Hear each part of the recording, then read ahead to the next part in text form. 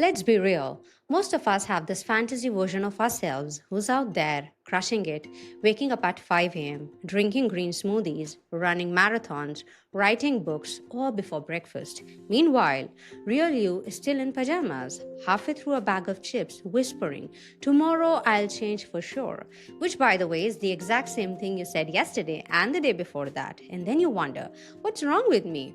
Why can't I stick to anything? So you try harder. You go all in. You make a whole new spreadsheet, buy fancy planners, maybe even join a 6 a.m. yoga class, hoping all of it works. And it works, but only for a week. And then you slip. And then you binge chocolate. Then you binge guilt. And somewhere in that puddle of wrappers and regret, you decide, I guess I was born to live average.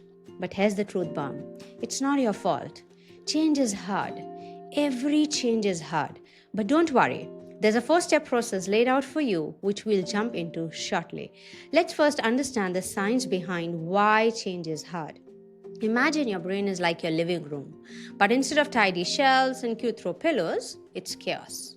When we say chaos, we are talking furniture rammed in weird places, wires everywhere, and your favorite chair blocking the fridge for some unknown reason. Now, every time you do something like grabbing your morning coffee or scrolling Instagram, you're following a well worn path through that mess. You've sidestepped the coffee table so many times you could do it in your sleep. It's your path, your clumsy, comfy routine. But what happens over time?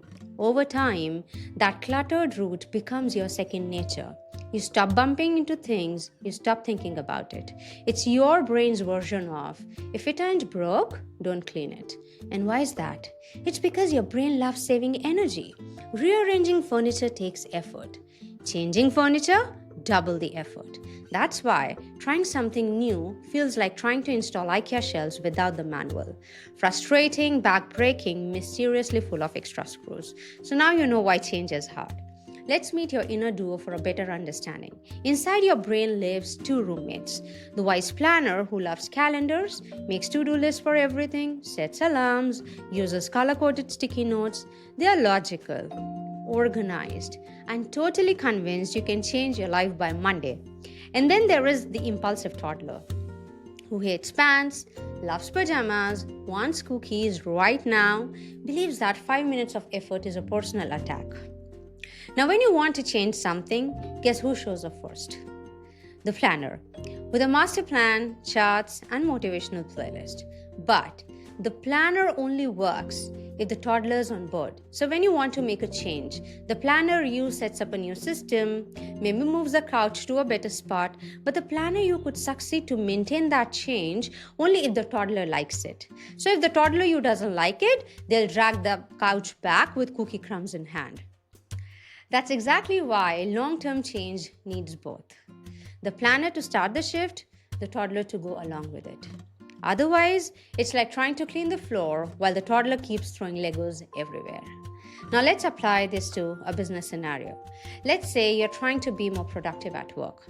So planner you comes in hot, makes a beautiful Notion dashboard, color-coded task list, sets time blocks in Google Calendar, even throws in a CEO morning routine from a podcast. Planner you is like, from now on, I'll check emails only twice a day, finish all tasks by 4 p.m., and journal my gratitude every lunch break. But the next day, enters the toddler you.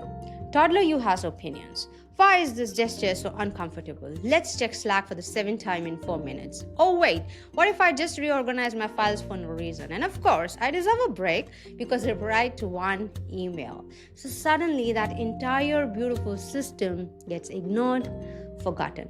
And that's the point. Whether in business or work life, long-term change isn't about having the perfect system in place. It's about making sure planner you builds it, but toddler you doesn't throw a tantrum every time it's time to follow through. If you want consistent results at work, you've got to make the system easy, rewarding, and a little bit fun. So even the toddler in your brain is like, hey, this isn't so bad. So how do we actually change? Here's your 4 step survival guide to actually make change stick. Just a quick thing first. If you're loving this so far, hit the subscribe button and tap the bell icon because this channel is all about real, relatable tools to grow your best self, without turning into a productivity robot. Back to the first step process. Step 1. Think tiny. Trying to change your life overnight is a sure shot way to get burnt out by Tuesday. Pick a tiny action. Not that I will exercise every day for 45 minutes. Instead, do 10 squats daily. Now you may be thinking that doing only 10 squats every day could take a lifetime to achieve a dream body, and you're not wrong. Here's the science behind it. Executing tiny changes at first doesn't shock your nervous system. And when your nervous system gets regulated to accept a tiny change, make the change a little bigger. Say exercising for 10 minutes every day. One after the other, simply keep increasing your input, and over time, you become unstoppable. Step 2. Set a trigger. Tie your tiny habit to something predictable, for example, right after brushing your teeth. Because your brain loves patterns, and when you create a consistent cue, your brain starts going, oh, so it's stretchy pants time, let's do some squats. Therefore, always do the squats at the same time, in the same place, wearing the same stretchy pants. Step 3. Repeat and repeat a lot. When you keep implementing the tiny change, eventually your brain will go, oh, it's 8 a.m., time to do the squats, I guess. And when that happens, congratulations, you're heading to the habit highway. Last and fourth step, make it fun. Find ways to enjoy the action itself. Listen to your favorite playlist while working out. Wear clothes that make you feel like your future fit self. The point is, reward yourself during the activity, not just after it. And the same applies to any habit you're looking to build. Turn boring stuff into a game. For example, pretend you're doing taxes to stop a zombie havoc. Fun, isn't it? So, what's the secret? Changing your life isn't about willpower. It's about working with your brain, not against it. So start tiny, be consistent, don't wait to feel ready. And for the love of snacks, be patient with your adorable, lazy brain. Even a tiny improvement is a huge win because progress isn't about perfection, it's about moving in the right direction. Here's some bonus help for you, the consistency blueprint. Do you want a plug and play system to build any habit without overwhelm?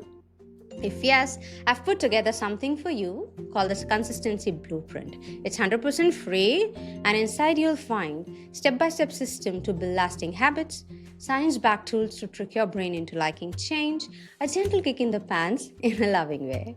Grab it via the link in the description. I'll see you there. And if you haven't already, hit the subscribe button and press the bell icon so you get notified the next time I get a new quickie video for you.